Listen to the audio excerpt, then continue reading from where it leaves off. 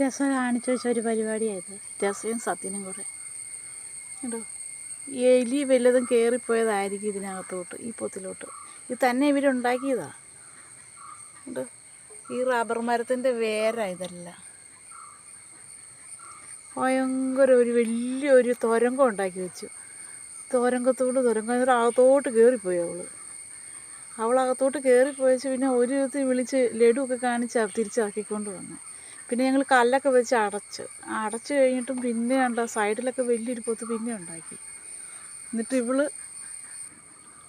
എന്നിട്ട് ഇവളുടെ കൈയും കാലും എല്ലാം ഭയങ്കര മണ്ണും ചെളിയായതിന് ഇവളെ തോട്ടി കൊണ്ട് കുളിപ്പിച്ചിട്ട് തോണ്ട് കയ്യൊക്കെ ഉണ്ടോ കണ്ടോ, ഇതുണ്ടോ ചെവിക്കത്ത്.